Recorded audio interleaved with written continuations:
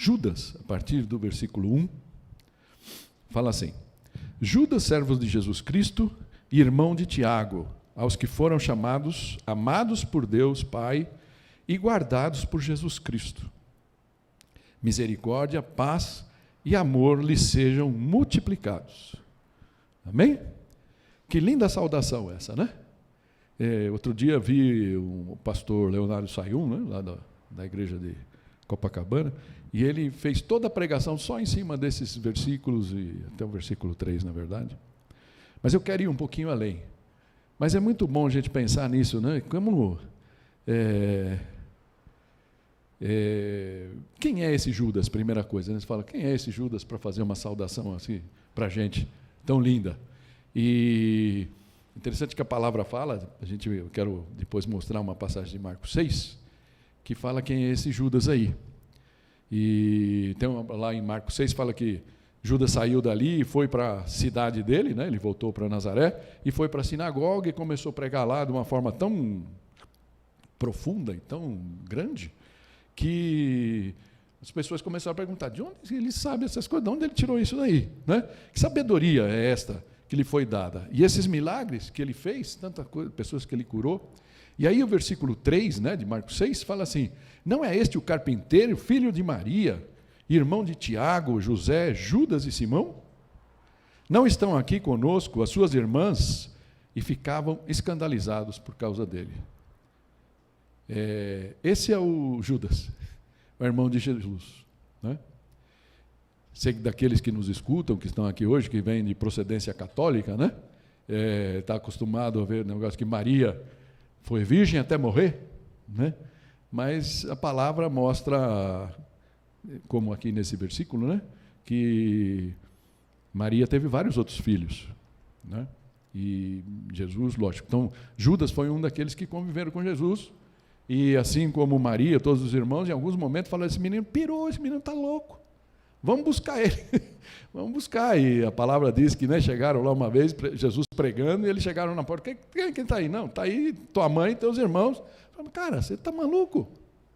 Até onde você estava com a gente lá? Trabalhava com o papai, antes do papai morrer, né?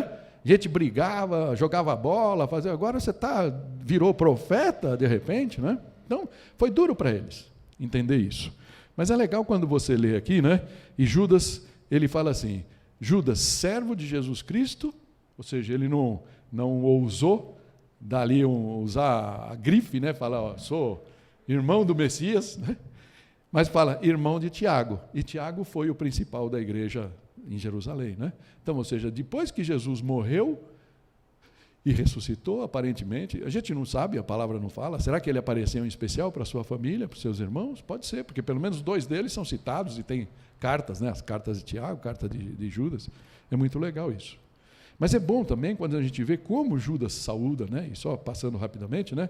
Quando ele fala, aos que foram chamados, e deixa eu falar uma coisa para você, se você está aqui hoje, se você está nos escutando pelo rádio ou pelo YouTube, você também está sendo chamado. O Espírito está falando com você de alguma maneira, você está buscando. Amém? Então, aos que foram chamados, e ele vai mais longe, ele fala, amados por Deus Pai, esse amor que de toda a profundidade, altura, largura, e mais, guardados por Jesus. Estamos aí envolvidos nesse amor, amém? E aí ele faz uma bênção, né? Quando ele fala assim, ó, misericórdia, paz e amor sejam multiplicados. Tudo isso que o mundo dificilmente nos dá, amém? Essa é a oração. Mas por que ele escreveu a carta? Foi interessante que no versículo 3 ele fala assim, amados, embora estivesse muito ansioso por lhes escrever acerca da salvação que compartilhamos, senti que era necessário escrever-lhes insistindo que batalhassem pela fé, de uma vez por todas, confiada aos santos. Ou seja, ele sabe, ele tinha plena consciência que Jesus, o tempo que esteve aqui, ele ensinou, ele curou, e ele deixou uma missão para todos nós, para todos aqueles que viessem a crer. E ele foi embora, foi dada de uma vez por todas para nós. Deus está atuando, Jesus está atuando, mas ele deixou nas nossas mãos levar a fé adiante, amém? E ele via algumas ameaças naquele tempo, e não vai ser o nosso tema hoje, mas só para a gente entender qual era a preocupação de Judas. O versículo 4 da carta, ele fala assim: pois certos homens, cuja condenação já estava sentenciada há muito tempo, infiltraram-se dissimuladamente no meio de vocês. Esses são ímpios e transformam a graça de nosso Deus em libertinagem. E negam Jesus Cristo, no nosso soberano, o nosso único soberano e Senhor. Interessante quando a gente lê isso, fala, isso já estava acontecendo lá.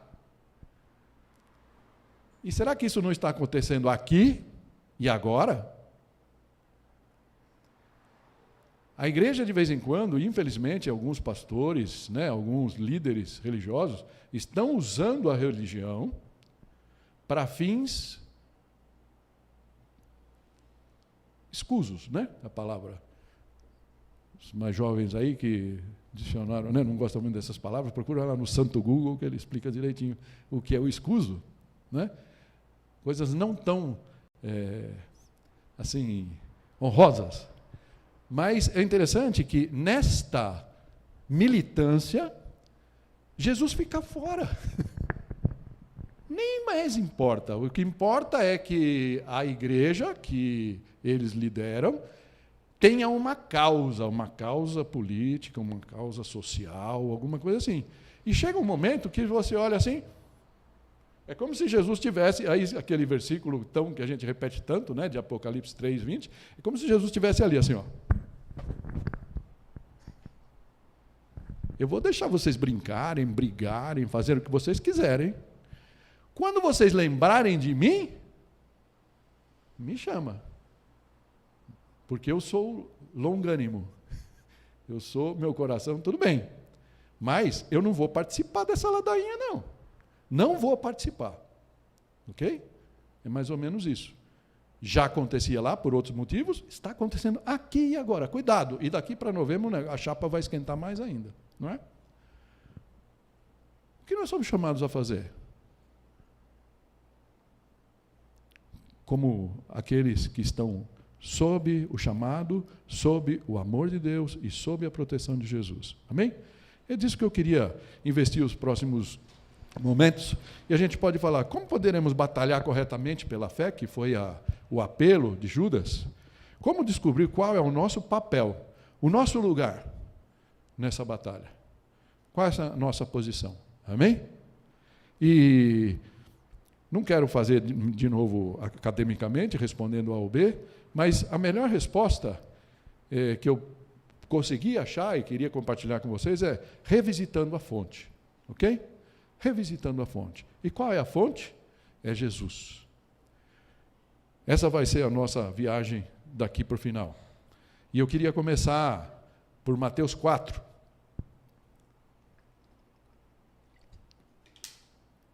A partir do versículo 23, que também é o pano de fundo do que deveria ser o Sermão do Monte, e fala assim: Jesus foi por toda a Galileia, ensinando nas sinagogas deles, pregando as boas novas do reino e curando todas as enfermidades e doenças entre o povo.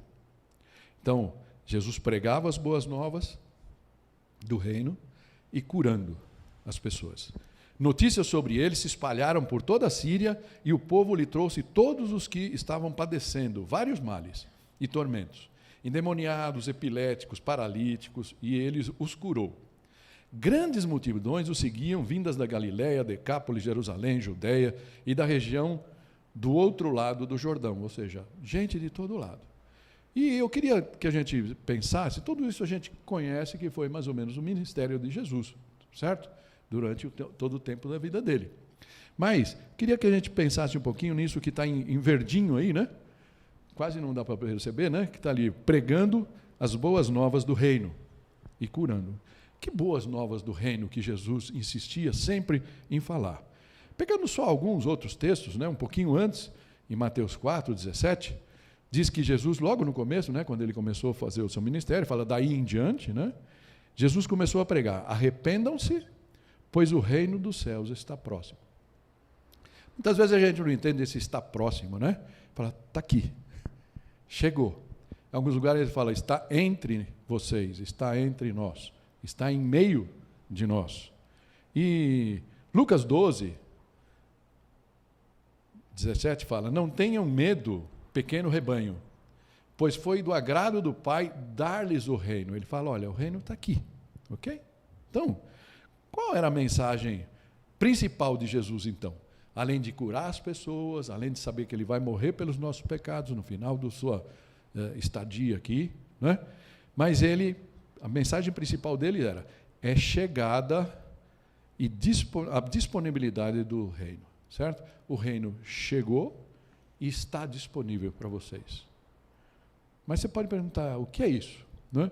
Paulo é muito difícil você definir o reino, mas Paulo em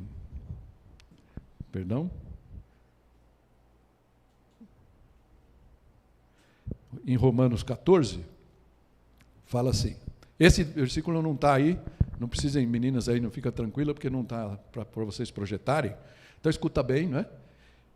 Paulo, pensando nessa questão do reino, como definir, ele está falando de várias coisas, e no versículo 17 ele fala assim, pois o reino de Deus não é comida nem bebida. Muitos iam atrás de Jesus por causa disso, né? Por causa de comida, bebida, para se dar bem, tudo bem. Ele fala, mas justiça, paz e alegria no Espírito Santo. Amém? Justiça, a palavra justiça no nosso mundo foi um pouco distorcida, não vou entrar, não tenho tempo para investir nela, mas prometo fazer isso nos próximos domingos. O que é essa justiça que fala aqui? Essa justiça está muito próxima do que Platão, Aristóteles chamavam de virtude. A virtude, aquilo que realmente Deus nos dá, né? Que nós podemos fazer o bem, né? Essa é a justiça aqui. E paz e alegria. Uma alegria que o mundo nos dá, tem coisa que a gente dá risada, né? O mundo tem coisas legais, realmente, que a gente pode dar risada.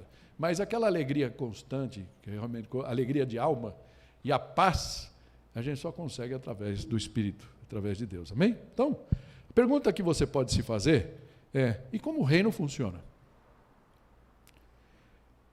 Qual é a sua ética? Então, quem nos ensina e nos faz entender a ótica e a ética do reino é o próprio Jesus. E eu queria ter a ousadia de voltar aqui a textos assim tão profundos, mas que a gente visita tanto. Mas eu me percebi, quando estudava isso, através dos livros que eu tenho lido, que eu tenho comentado com vocês, quanto eu preciso aprofundar o entendimento desse texto. E eu queria, portanto, trazer aqui o começo do Sermão do Monte, para tentar transmitir para vocês colocar vocês numa viagem, no comecinho dele só, porque o nosso tempo não é tão grande, não é? Para que a gente possa, eu quero compartilhar com vocês esse entendimento diferente, ok? Dessa parte da palavra. E Mateus 5 fala assim, que Jesus, vendo as multidões, subiu ao monte e se assentou. Seus discípulos aproximaram-se dele e ele começou a ensiná-los, dizendo.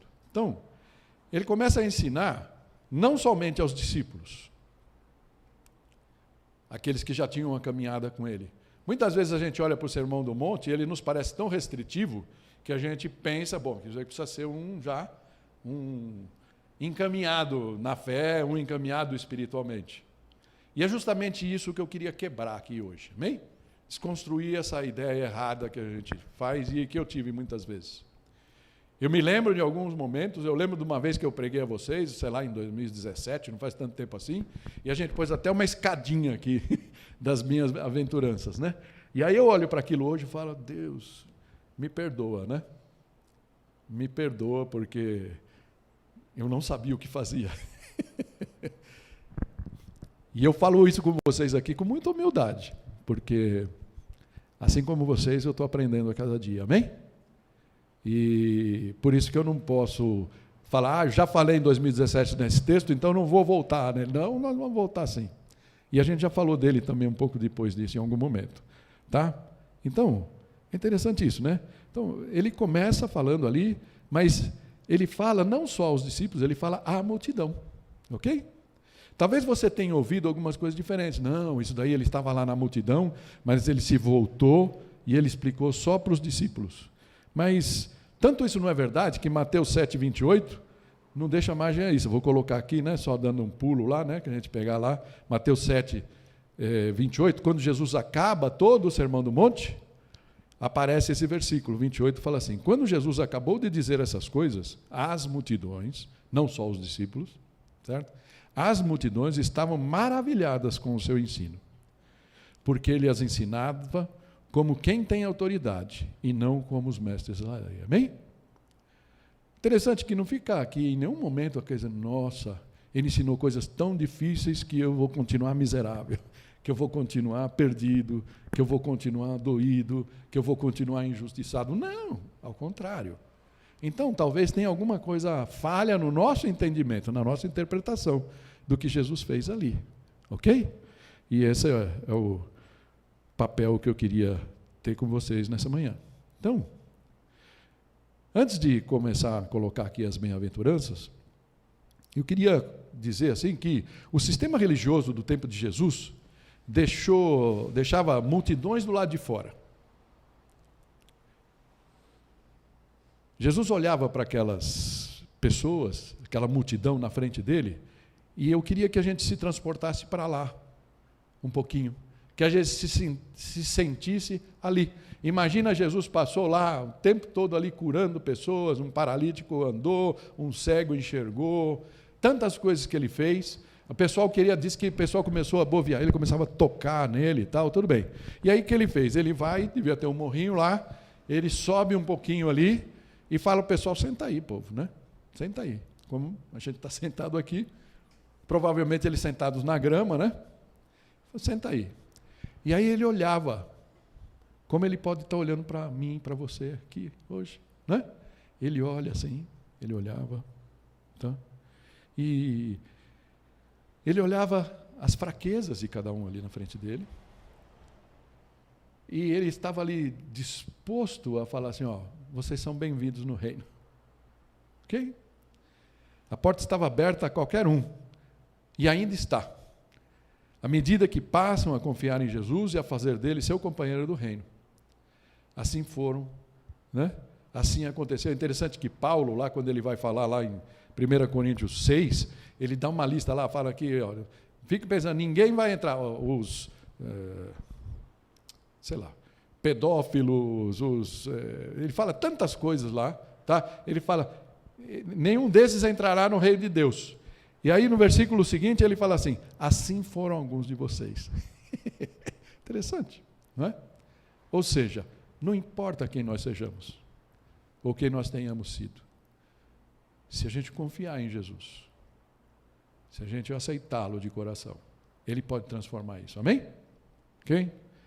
É nesse clima, então, que ele olha para as pessoas e fala assim: bem-aventurados os pobres de espírito, pois deles é o reino de Deus.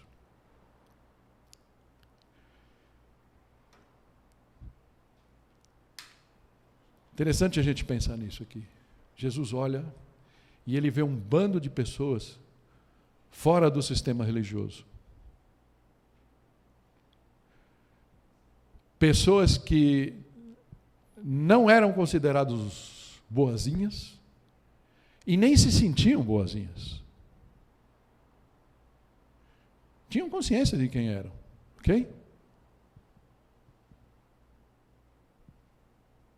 E aí ele olha para elas e fala: olha, bem-aventurados são vocês, felizes são vocês, os pobres de espírito, pois deles é o reino dos céus. É como se ele falasse assim: olha, existe um reino que está disponível aqui hoje. Jesus não criou o reino, lógico, como Deus, ele está desde a criação, provavelmente participou também da criação, não é? Mas é como se esse reino já existisse eternamente, onde Deus Pai, Deus Filho e Espírito Santo habitam, são felizes, se completam, vivem a alegria, a felicidade.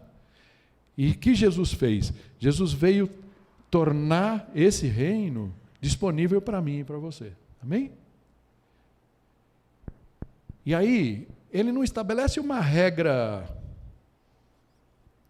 de conduta, não sei se essa é boa palavra, né? Fala, venham a mim todos que são limpinhos, venham a mim todos que nunca erraram na vida, venham a mim aqueles que falam bom português, ok? Não. Ele olha para o povo, assim como ele vai falar as outras coisas, ele fala, eu sei que vários de vocês são quebrados em espírito, ok? No fundo, ele não está nem aí se a gente tem grana no bolso ou não. Dentro da militância, né, gostam de levar esse texto para o lado também, não, Jesus era o Deus dos, é o líder dos pobres, né? Então, talvez São Francisco de Assis, linda história, tenha entrado um pouco nessa viagem, por ser um filho de um homem tão rico, né? Ele entrou um pouco nessa viagem. Mas Jesus aqui, ele não está separando rico e pobre. Ele está olhando o nosso coração. Ele está olhando as pessoas que estão ali na frente dele. E fala, ó, todos vocês que são quebrados, felizes vocês são, bem-aventurados, porque o reino é de vocês. Amém? É isso que ele está falando. Ele segue, olhando para aquelas pessoas, e no meio daquelas pessoas, muitos provavelmente choravam. E talvez seja o seu caso hoje. Talvez você ainda chore por uma perda, por um relacionamento quebrado, por não se sentir entendido, entendida. Isso te causa dor. E Jesus olha para você e fala assim, olha, bem-aventurado você, se você confiar em mim, você vai ser consolada. Amém? Bem-aventurados os humildes. Os humildes. Ontem a gente teve uma reunião com os irmãos, né, no curso que a gente está fazendo, no discipulado, e no trabalho lá, a pessoa é levada a se... como é que é a palavra? Se autoanalisar, né? Saber se é humilde, se é orgulhoso, quais são as suas características. E essa pessoa falou, acho que eu sou humilde, e realmente é. Né? Então, você percebeu uma coisa? Para o mundo que a gente vive, imagina, você está conseguindo se imaginar sentado, olhando para o seu lado, assim, aquela multidão ali, você ali no meio da multidão? Tanto aquelas pessoas que escutavam Jesus, como nós no nosso mundo, se a gente fala que é humilde, se as pessoas nos veem como humildes ou mansos, você é um perdedor, uma perdedora.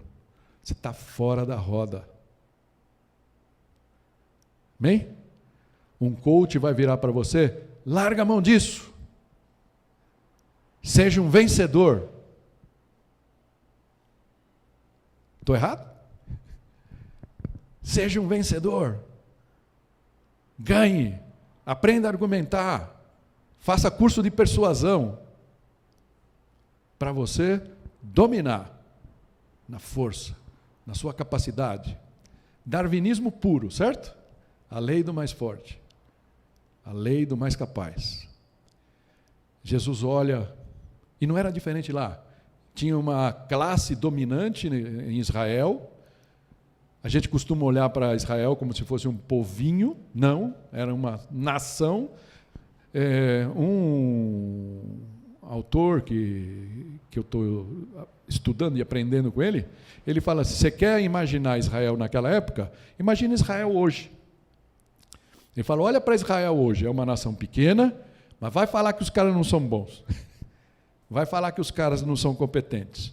Vai falar que os caras não são sábios, que eles não são inteligentes. É mais ou menos a mesma coisa.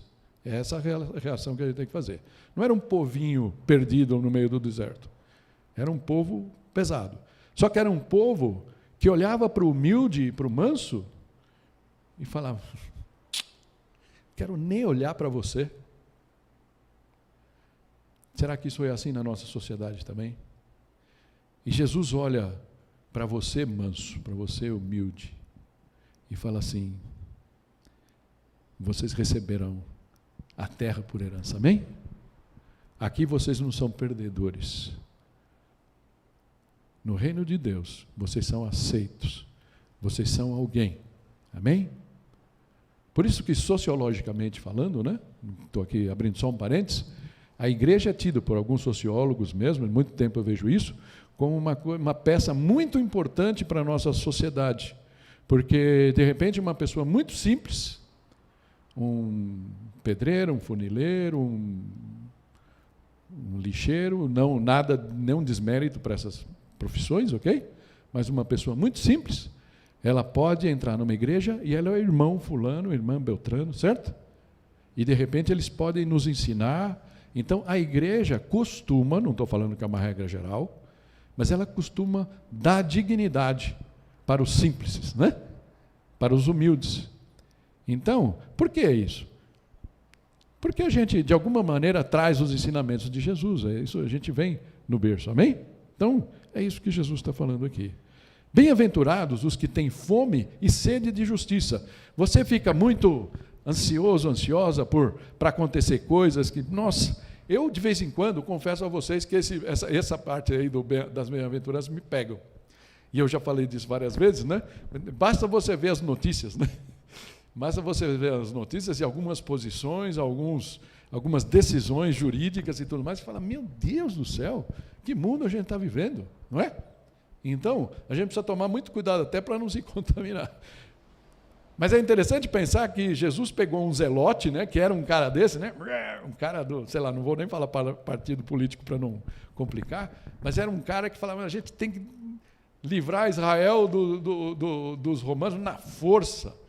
E Jesus olha para ele assim e vai falar, vem cá, vem andar comigo. Certo? Pega aquele cobrador de impostos, pega um cara chúcaro como Pedro, né? Pega João e André era o irmão de Pedro, né? Tiago, né? Irmão de João. João e Tiago, que foram chamados filhos do trovão, ou seja, os caras, aquele que Jesus passa num lugar, tem um pessoal lá que faz alguma coisa errada, eles falam, senhor quer que a gente manda descer fogo do céu para acabar com eles? E Jesus, calma, moleque, tá louco? Esse é o povo que Jesus chamou. Esse é o povo que estava na frente de Jesus. Quem sabe esse seja você? E Jesus fala, bem-aventurados os que têm fome e sede de justiça, pois serão satisfeitos. Amém?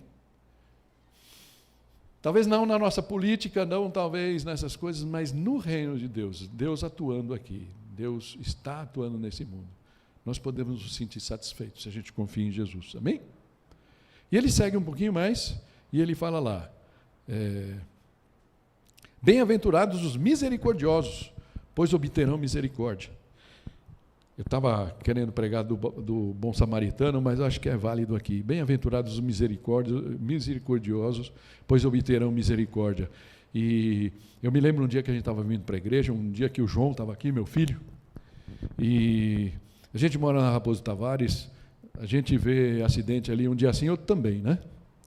Quase todo dia tem um motoqueiro, alguma coisa, muitas vezes a gente nem vê, a gente costuma reclamar porque o trânsito para e a gente acaba gastando mais tempo. Ontem a gente teve uma reunião aqui de manhã, eu fui para casa, tinha que terminar a mensagem, demorei 1h30 para chegar em casa, falei, meu Deus do céu, e eu nem vi o que aconteceu. Aconteceu alguma, mas foi arrumada antes de liberar a Raposo, né? Mas um dia a gente estava com meu filho aqui, a gente saiu à noite, acho que íamos jantar com a Ana, não sei, alguma coisa assim, e a gente fez a volta lá no retorno que a gente tem, na Raposo, e tinha um acidente dos motoqueiros. E aí o João, meu filho, falou, para, eu não posso passar reto. Aquilo me pegou, gente. Né? E a gente parou, ele desceu, logicamente desci com ele, o motoqueiro estatelado no chão, estava desmaiado, e aí ele começou a tentar ressuscitar, não, né? Porque não era coma, mas pelo menos fazer o rapaz acordar, animar. Aí o rapaz abriu os olhos, aí ele conversou com o socorro, né? Ele explicou lá em que grau estava o menino, tem os nomes técnicos que eu não sei, grau 5, grau 4, grau 2, né? E aí foi interessante que eu me vi numa situação que eu não tinha estado, embora tenha passado muitas vezes ao largo por várias vezes dessa situação, né? E aí foi interessante que eu falei, pô, posso orar com você? O cara estava lá meio acordado, de repente eu me vi ali orando com o menino desfalecido ali no chão.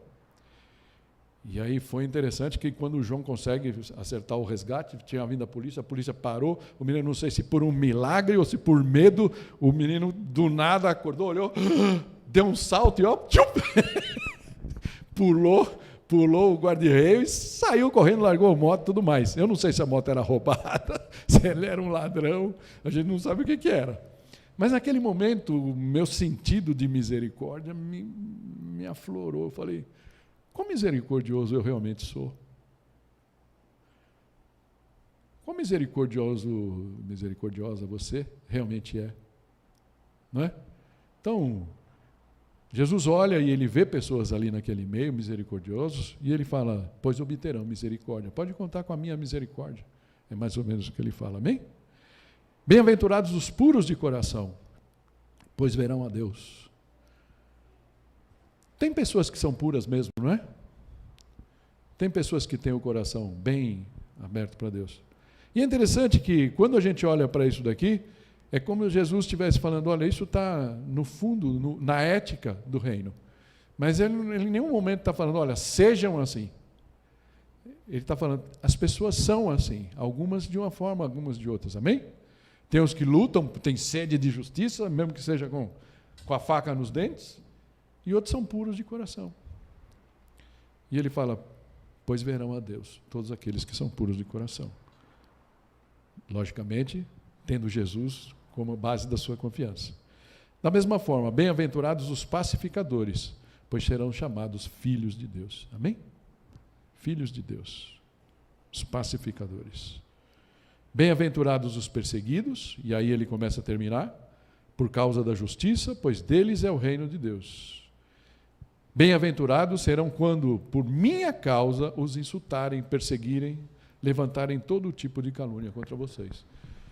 Será que a gente ainda vai viver isso?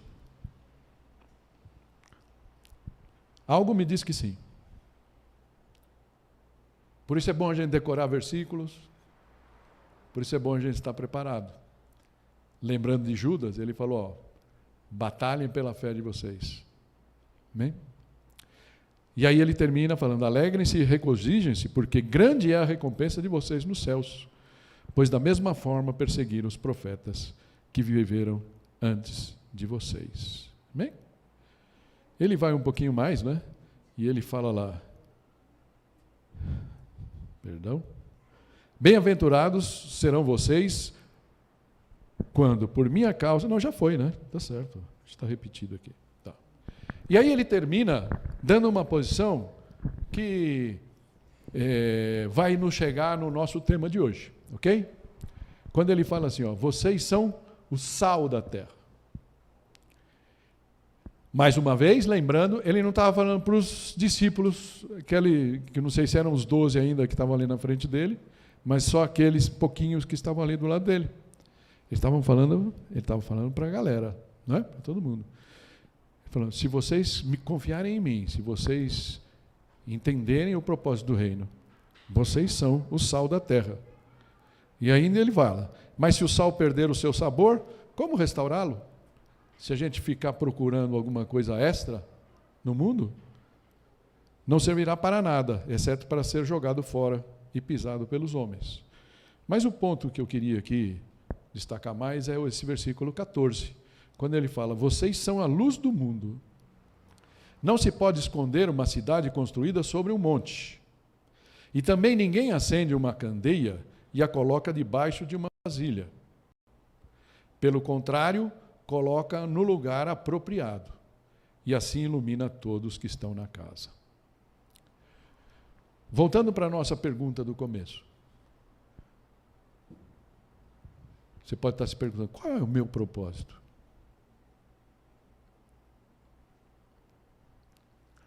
O que o mundo tem para mim? Mas talvez a pergunta mais correta, o que eu tenho para o mundo? Eu não tenho nada não, vou seguir minha vida. vou ficar aqui no meu cantinho. Jesus olha para a multidão e olha para vocês hoje e fala assim, ó, vocês são a luz do mundo. Não adianta querer se esconder, certo? Não faz sentido. Mas aí ele fala assim, ó, eu coloco cada um de vocês está colocado num lugar apropriado. E assim ilumina a todos que estão ali naquele lugar, amém?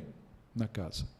Onde você está, querido irmão, irmã, você que nos escuta hoje, onde você está? Será que você continua querendo achar o seu lugar no mundo?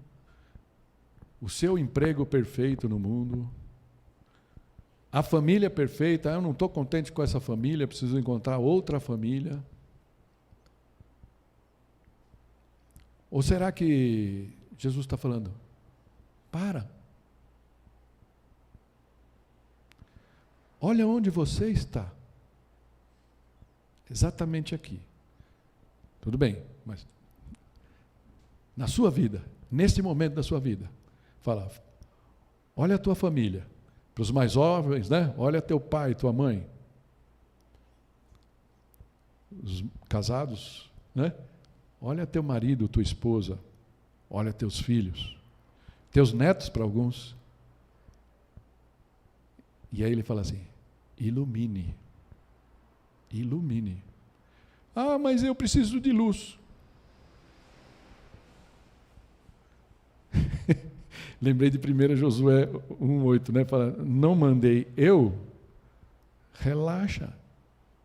Relaxa. Se você está comigo, o pouco de luz que você tiver vai fazer muita diferença em qualquer ambiente que você tiver, amém? Eu te pus lá.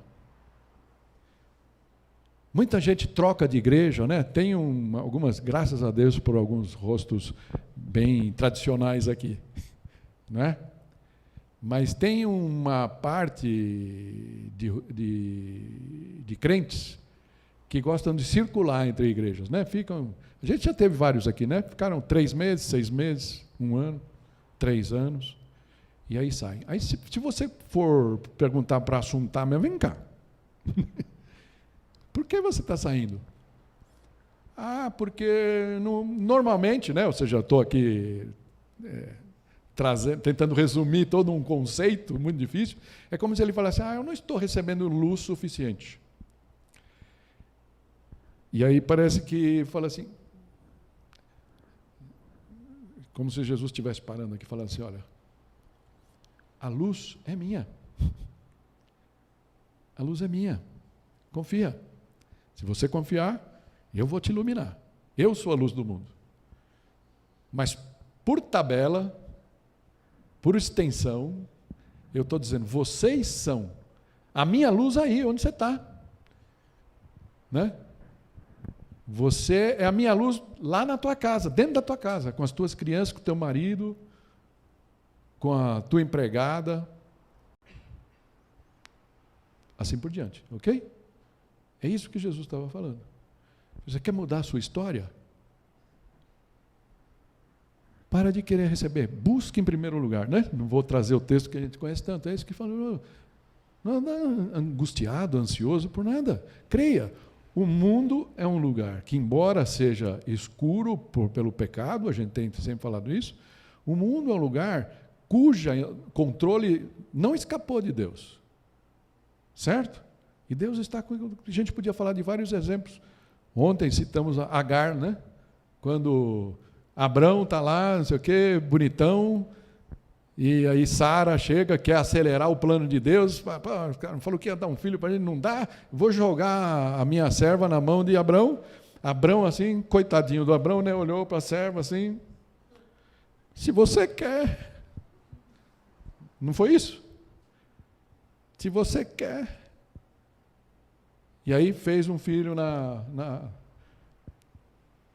esqueci o nome dela agora. Agar, fez um filho na Agar, e aí depois, o que acontece quando a gente faz as coisas fora do plano de Deus? Deu ruim, não é? E Sara ficou muito, muito, muito, muito, assim, com ciúmes, com inveja, com um monte de coisa. E aí chegou para Abraão e falou: ó, manda essa mulher, não quero mais ver essa mulher, esse menino na minha frente, some com eles. E Abraão, muito forte, homem do Senhor, falou: tá bom, benzinho, tá bom. Deu um jarro de água e uma bengala de pão. Bengala é antigo, né? Um pão italiano, um pão judeu, uma broa. Deu uma broa para ela e falou: ó, vai com Deus. Né? E ela saiu por esse mundo de meu Deus sozinha, no meio do deserto. Acabou a água, acabou o pão. Ela olhou e falou: o menino vai morrer, eu sou ainda mais forte, o menino vai morrer. Ela deixou o menino num canto e falou: eu vou sentar lá do outro lado, que eu não quero nem ver ele morrer. E é esse Deus que nos ama, esse Deus que está nesse céu, que está aqui, o reino dos céus. Quando no desespero de Agar, chega assim: Agar,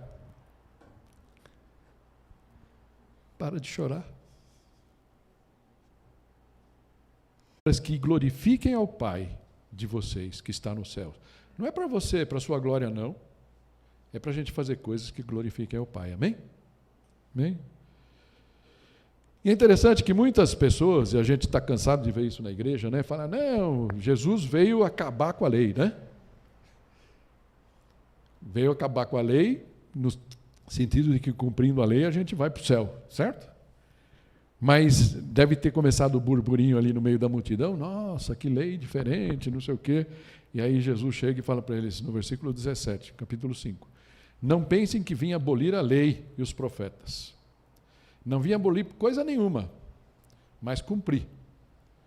Digo-lhes a verdade: enquanto existirem céus e terra, de forma alguma desaparecerá da lei a menor letra ou menor traço, até que tudo se cumpra. Amém?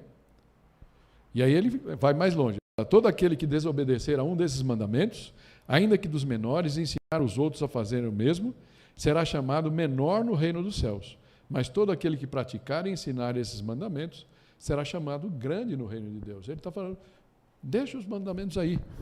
Eu sei que é muito difícil cumprir, mas se você andar de acordo com esses preceitos, você vai se dar bem. Vamos falar a verdade? Não vamos precisar dizer aqui, não quero tomar mais tempo, né, com isso, mas se você lembrar dos 10 mandamentos, pensa bem, se você viver de acordo com aquilo, você vai se dar bem. Certo? É tudo de bom. Né? Não tem nada errado. A gente vai conseguir? Com Jesus, quem sabe a gente consiga. Falou ele: quero que esteja no seu coração, não é seguindo uma lei. Tá? E aí, porque ele fala aqui no versículo 20, ele fala: pois eu lhes digo que se a justiça de vocês não for muito superior à dos fariseus e mestres da lei, de modo nenhum entrarão no reino dos céus. E é interessante que quando a gente vê esse versículo, eu mesmo confundi isso há muito tempo, a gente fala: não vamos para o céu, não vamos ser salvos. Não é disso que Jesus está falando. Você consegue entender isso aqui ou não?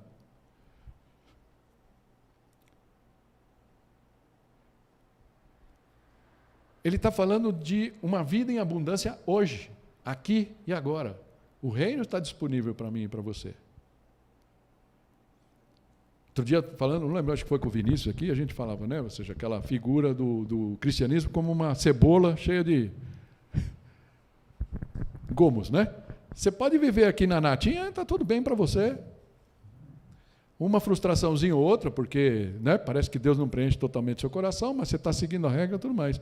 Mas se você ousar querer descer para o centro, onde está Jesus,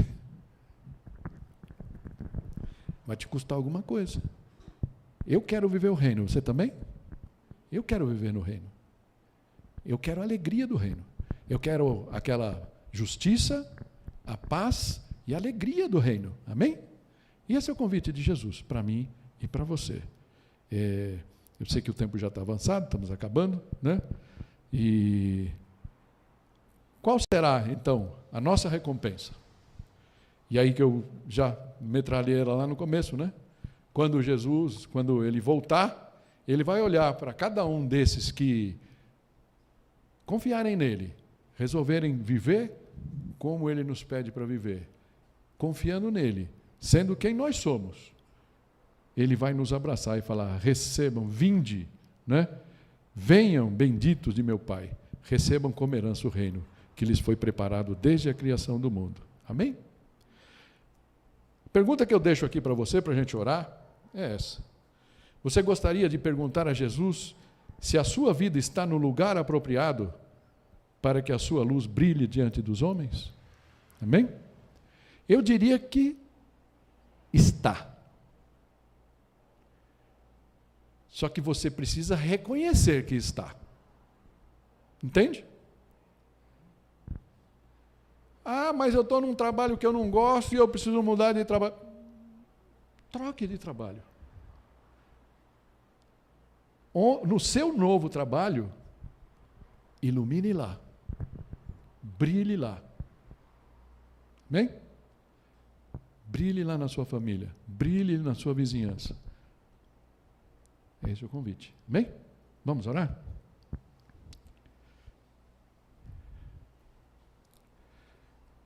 Pai, é muito libertador, Senhor, quando lemos a Tua palavra e vemos que há muito pouco de religiosidade nela.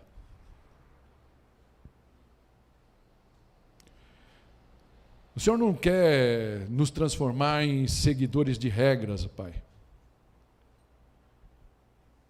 De maneira que, quando a gente cumpre a lei ou um mandamento, nós somos aceitos, e quando a gente não cumpre, o Senhor nos descarta, Senhor.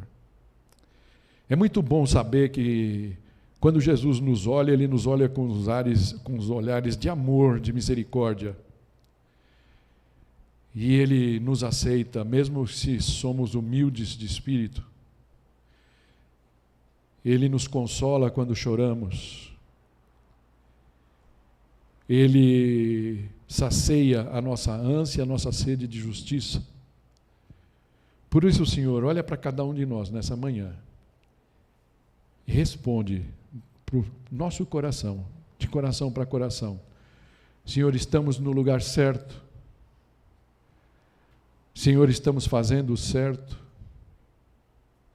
O Senhor pode nos ajudar a entender a Tua vontade completamente para a nossa vida.